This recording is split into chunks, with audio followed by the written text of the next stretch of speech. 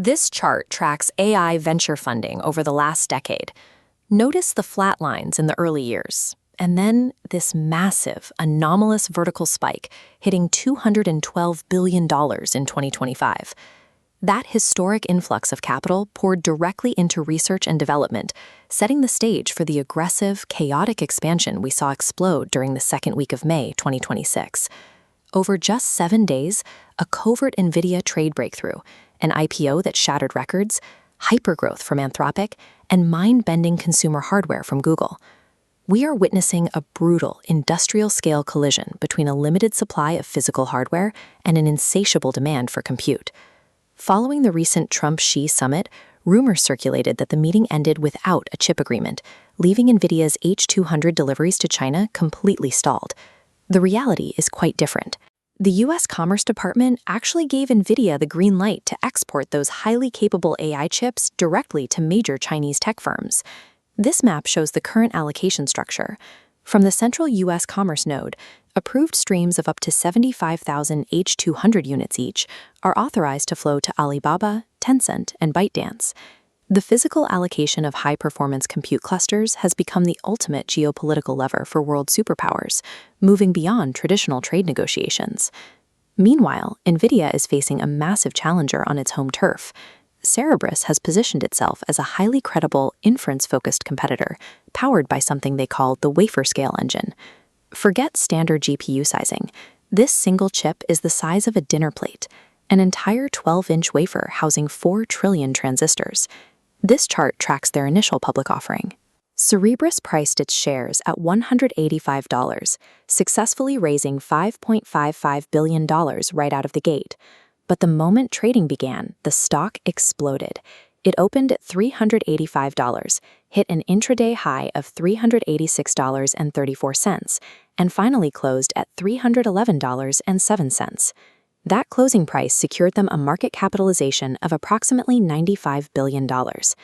That financial surge was driven by a massive, multi-year commitment from OpenAI. They locked in 750 megawatts of inference capacity, a deal worth over $20 billion at full expansion. Frontier AI Labs need inference compute so desperately that they are now directly funding Nvidia's biggest hardware rivals to ensure their own survival.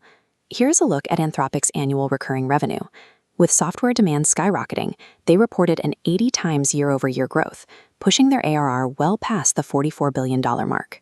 When you break it down by day, they are adding roughly $96 million in ARR every 24 hours. At the same time, their inference margins have jumped from 38% to 70%, proving vast improvements in their unit economics. To sustain this rapid, compute-heavy growth, Anthropic actually had to look outward, striking a deal to begin renting supercomputer capacity directly from Elon Musk. They also offered a rare moment of transparency this week. When Claude suffered a self-inflicted drop in code generation quality, Anthropic publicly acknowledged the regression and immediately pushed out fixes. Infinite software growth is impossible without unprecedented, expensive reliance on physical hardware infrastructure. That industrial infrastructure is finally trickling down to the consumer level. Google just unveiled a new class of Gemini-first laptops called Google Books devices, combining Android and Chrome OS that will begin shipping in fall 2026. The standout feature is the Magic Pointer, built with Google DeepMind. Simply wiggling the AI cursor triggers contextual Gemini actions, allowing users to merge images or instantly summarize highlighted text without ever typing a prompt. Moving into medical specialization, DeepMind spin-out Isomorphic Labs just closed a $2.1 billion Series B round. Backed by heavyweights like Alphabet and Temasek, they are using the Nobel-winning AlphaFold 3 model and their ISO-DDE engine to design medicines entirely from scratch. In the security sector, OpenAI deployed GPT-5.5 Cyber. Amid intense White House scrutiny, this model is positioned exclusively as a specialized shield for critical EU cybersecurity defenders to fight automated attacks. And while NVIDIA's Nematron 4 was released back in June 2024, the news this week centers on the formation of the Nematron Coalition itself. Leading labs like Mistral and Perplexity are teaming up to focus on the newer hybrid Nemotron 3 family and Llama Nemotron reasoning models. The days of general-purpose chatbots acting as a cure-all are fading. AI software has fractured into hyper-specialized, heavily guarded domains built for specific, complex tasks. If you look at the breadth of these announcements, a clear pattern emerges. Enterprise and industrial AI are accelerating exponentially faster than the consumer side of the market.